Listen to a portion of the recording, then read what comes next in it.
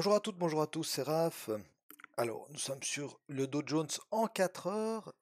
Bienvenue à tous, j'espère que vous passez un excellent week-end. Nous sommes le 7 mai 2022, donc samedi. Et puis, on va regarder ce qui s'est passé cette semaine sur le Dow Jones. Alors, le Dow Jones, il nous a fait bien plaisir cette semaine quand même, hein. Regardez, on avait la zone 3, on avait la zone 2, boum boum, ça a été du ping-pong, hein. Ça a été du ping-pong, donc là, je dis pas que c'était facile à trader, mais je dis quand même que nos zones, elles réagissent super bien, et ça, voilà, ça fait plaisir de voir que le travail du week-end, il paye la semaine. Alors, on a ouvert, hop, donc, sur cette bougie-là, hein. Rappelez-vous, on n'était pas venu chercher la zone 2, la zone 3, pardon, et je vous avais dit, je vous avais dit, je vous le répète à chaque début de mois, hein, toujours ce setup du pivot mensuel. Ok? Qu'est-ce qu'on fait? On vient s'appuyer sur la zone 3 et on va chercher le pivot mensuel. Alors bien sûr, on a été bien aidé par la Fed et par l'annonce de Powell, le ton rassurant qu'il avait Powell, en tout cas mercredi soir. Mais n'empêche que voilà, on l'a fait. Ce pivot mensuel, il est fait pour ce mois de mai, on n'a plus besoin d'en parler. Alors bien sûr qu'on va continuer à regarder quand on revient sur le pivot mensuel, hein, d'accord. Plus on revient, plus il y a de temps entre le moment où on le touche pour la première fois et on revient, plus il a de chances de réagir à nouveau, hein, d'accord. Parce qu'il y a des gens qui vont se poser dessus, qui vont poser des ordres dessus, juste au-dessus, juste en dessous, etc. Mais voilà, on est venu le chercher. Alors, moi, j'aimerais vous parler de 2 entrées possibles qu'il y avait, ici. Sur la zone 3 déjà à l'achat et puis, sur la zone 2, eh bien, en vente. Alors, si on regarde le contexte général, évidemment qu'on était baissier, hein, d'accord? On le regardera, plus tard dans les grandes UT. OK? Pour cette entrée ici, d'accord? Pour cette entrée ici, alors en 1 heure très compliqué, hein, si on attend les clôtures de bougie en tout cas, très compliqué. Pourquoi? Eh ben, parce que la bougie elle est juste énorme. Alors si on rentre ici avec un stop là, vous imaginez bien que, hein, c'est du trading qui peut se faire, hein. D'ailleurs là, ça aurait été gagnant. Mais maintenant, pour avoir un bon ratio, raisonnablement, en tout cas, c'est quand même compliqué, hein. C'est quand même compliqué. Par contre, et si on descendait en 15 minutes, d'accord, on est sur notre zone 3. On est sur notre zone 3.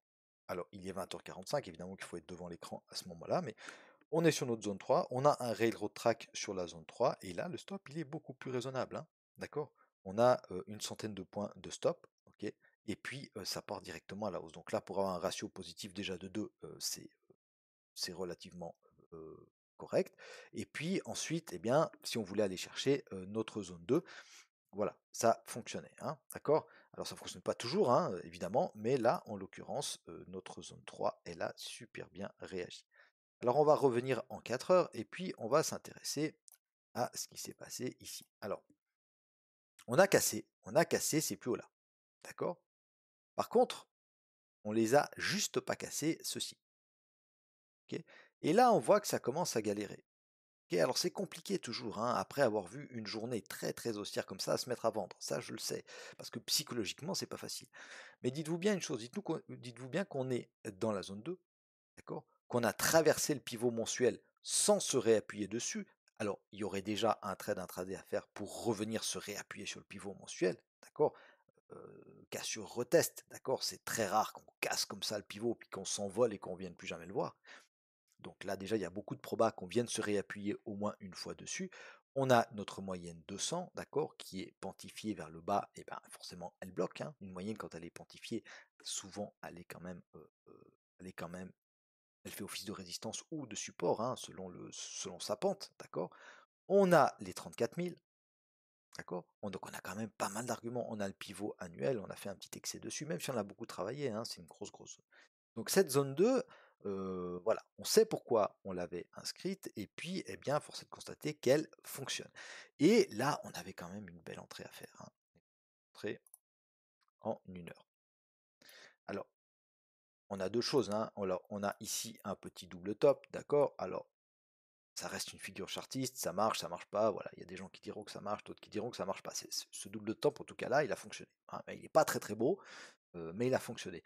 Mais pour moi, la meilleure entrée, la meilleure entrée, elle était clairement ici. Quand je sais que je vous bassine avec ça, hein, je vous bassine avec ces bougies mères et ces inside bars, mais ça fonctionne du tonnerre. Franchement, ça fonctionne du tonnerre. Regardez. On a une bougie de contrôle ici, d'accord? Une inside bar, deuxième, troisième, quatrième, et même pas avec les mèches, on va casser, hein, d'accord? Elle est propre, hein. Pour dire que c'est le Dow Jones, d'accord, qui aime faire des excès, elle est super propre cette bougie mère ici, hein, d'accord?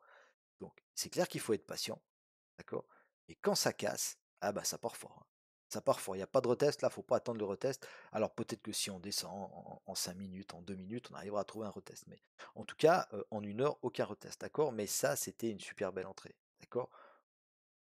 En agressif, alors c'est clair qu'il fallait la prendre en agressif, mais en agressif, d'accord, on la prend à la cassure avec un stop au-dessus, et puis là, bah, il y a un ratio qui est énorme. Il y a un ratio qui est énorme. D'accord? Donc beaucoup d'arguments quand même, hein, parce que faut pas oublier que on prendrait cette bougie mère. Pourquoi est-ce qu'on la prendrait? Eh ben, parce qu'il y a notre zone 2, hein. D'accord? Il y a notre zone 2. D'accord? Alors quand on prend une bougie mère, on met pas le stop au-dessus de la zone là, hein. D'accord? Ça fait trop large, beaucoup trop large. D'accord? On prend la bougie mère, nous on joue la bougie mère, donc on met le stop au-dessus de la bougie mère. Un peu en dessus, mais au-dessus de la bougie mère. Ou à la rigueur au-dessus de la précédente mèche. Mais faut pas la mettre au-dessus de la zone, hein. D'accord? Ok, on le met au-dessus de la zone si on peut prendre le setup dans la zone. D'accord. Mais là, on était en dessous de la zone, donc on le met ici au-dessus, hein. Ça sert à rien d'aller mettre des stops. Ça marchera des fois, mais quand vous êtes stoppé, ça vous fera trop de stops, hein. Ok. Allez, on revient en 4 heures. Qu'est-ce qui s'est passé ensuite? Alors, ensuite, on est venu rechercher, hop, notre zone 3. Alors, notre zone 3, elle réagit. Elle réagit une première fois ici, donc en intraday, il y avait un petit trade à faire, même si toujours, hein, c'est pas évident quand on arrive fort comme ça sur une zone. Et puis ensuite, eh ben, hier, elle réagit à nouveau ici, les bas de mèche, hein. Rappelez-vous, les bas de mèche en 4 heures, d'accord, on avait une belle zone ici, hein, qu'on aille en 15 minutes, en 5 minutes, il y avait une belle zone, d'accord. Et puis on réagit, alors on réagit pourquoi? Ben, tout simplement parce qu'on a cassé ces plus hauts-là. D'accord. Et ça, je suis pas le seul à le voir, et vous le voyez aussi, et il y a plein d'autres gens qui le voient et qui se disent, ça peut réagir encore une fois à la hausse. En plus, on était vendredi, on aime bien les petites remontadas du vendredi, voilà, ça a tenté, ça n'a pas passé, en tout cas pour l'instant. D'accord, attention, ça nous a créé une jolie bougie mère ici. Alors attention à la cassure. Alors elle est beaucoup moins propre, hein, que celle en 1 heure qu'on a vue tout à l'heure, parce qu'il y a une petite mèche ici en dessous. Il y a, voilà. Mais n'empêche qu'elle est là, hein. Elle est là, donc on va se la noter. Et puis, alors, on va la noter directement comme ça, on l'oubliera pas. Hop, on la note. Voilà. On la note et on la surveillera, hein. On la surveillera au cas où on casse. Allez, on va aller faire un petit tour en hebdomadaire. Donc à nouveau, hein, on confirme. On confirme, ça baisse, ça baisse, ça baisse, d'accord, ça fait 5 semaines également. Par contre, attention, parce que ce genre de figure en chandelier japonais, hein, pin bar inversé sur une zone d'achat, ça peut être un signal d'achat. D'accord, donc moi j'attendrai quand même une confirmation pour ceux qui sont en swing, hein, on verra ce qui se passera la semaine prochaine. Mais ici, on a quand même une grosse zone. On est revenu dans cette grosse zone encore une fois, d'accord, pas loin des plus bas annuels, ok, mais voilà, ça peut repartir encore une fois à la hausse, d'accord? Parce que ça risque d'être encore défendu. Par contre, ce qui peut aussi arriver, c'est qu'on assèche tous les ordres qui sont là, et puis qu'on aille voir la zone d'en dessous. Ok, mais pour le moment, en tout cas, on est baissier et on n'a pas de signaux, on n'a pas de signal, pardon, de retournement, hein. Si ce n'est ici un petit indice, ça pourrait repartir à la hausse. En journalier, hop,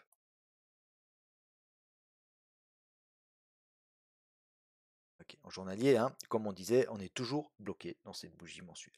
Ok, on est toujours bloqué dans cette bougie mensuelle. Euh, Ça, on l'a dit et redit, hein, d'accord. Donc, on va voir le haut, boum, on repart vers le bas. Pourquoi pas remonter vers le haut, voilà. Donc, rien tellement de plus à dire, hein, si ce n'est que on a tenté quand même, hein, on a tenté grâce à la Fed de venir casser ses plus hauts, mais on n'y est pas parvenu, d'accord. Puis on est reparti, on est de retour à la case départ, même un peu plus bas que l'Open de lundi. On verra bien ce qui se passera la semaine prochaine, hein. Il ne faut pas s'énerver, il faut laisser lundi se mettre en place ce marché, et puis on aura des indices beaucoup plus clairs dès lundi soir ou mardi matin. Donc en 4 heures, 4 heures, on va comme d'habitude, hein, regarder s'il y a lieu d'affiner nos zones ou pas. Hop, on va se mettre comme ça. D'accord. On va mettre ça un peu plus sur la droite. Voilà, donc la zone 1, évidemment, qu'on la conserve. Attention, hein, si tout d'un coup ça repart à la hausse parce qu'on a une bonne nouvelle X ou Y, et puis qu'on casse tout ça, attention à cette zone-là, hein, gros bloc de contrat, et puis à la zone 1, d'accord? R1 mensuel entre deux, d'accord? Comme par hasard, et on a des petits basing candles ici, donc ça c'est une zone peut-être intéressante à vous noter en zone intermédiaire aussi. Ok, donc la zone des 34 600, attention, prix futur, hein, je parle toujours en prix futur. Et puis, ah oui, je profite de l'occasion pour vous dire également que je vais très certainement recommencer les vidéos. Donc, je garderai mon compte futur, mais je vais très certainement, dans un avenir proche, je vais encore réfléchir un peu, mais recommencer mes vidéos en CFD parce que j'ai beaucoup de demandes, j'ai beaucoup de mails et tout qui me disent ouais, mais je comprends pas, j'ai pas les mêmes cotations que toi, etc., etc. Donc, oui, alors à chaque fois, j'explique et j'explique volontiers, hein, j'explique volontiers que je suis sur futur et tout ça. Mais peut-être que c'est plus simple, effectivement, de faire les vidéos et d'avoir des niveaux en CFD. Je vais réfléchir encore un peu à ça, et je vous fais volontiers en fait les vidéos en CFD, il n'y a pas de souci, hein. Je vais réouvrir mon compte là, en CFD, je ferai là-dessus. Enfin bref, donc zone 2, bah regardez comment elle réagit, hein, on est obligé de la conserver. On est obligé de la conserver. Attention cependant, alors c'est violent, hein, la baisse est violente. Est-ce que c'était des grosses prises de bénéf ou pas? Eh ben on verra bien, hein. La cassure de cette bougie mère ici, elle va nous en dire beaucoup, hein. Elle va nous en dire beaucoup. Moi, il y a un indice quand même, c'est que pour l'instant, en tout cas, on n'a pas cassé le plus bas là. On n'est pas venu chercher le bas de cette mèche, on n'a pas cassé le plus bas de cette mèche, d'accord? Par contre, on avait fait un plus haut ici. Est-ce que ça va tout remonter? On verra la semaine prochaine, hein, mais pour le moment, regardez, hein, tout est pontifié à la baisse. On est, alors certes, on range un petit peu, mais on fait quand même des plus bas ici, hein. Alors ici pour le moment pas, mais attention, hein, ça peut venir le faire. On n'a en tout cas pas fait de plus haut. Donc zone 3 à surveiller pour un achat, mais à se méfier quand même si ça casse, hein. Si ça casse, on a encore la bougie mensuelle juste dessous. Ok. Voilà, voilà mes amis, ce que je pouvais vous dire. Donc je vous souhaite à tous et à toutes un excellent week-end. N'hésitez pas à vous abonner à ma chaîne, à mettre un petit pouce bleu, ça fait toujours très plaisir. Et puis, eh bien, je vous remercie de votre fidélité. Et puis je vous dis à la semaine prochaine. Salut, bye bye.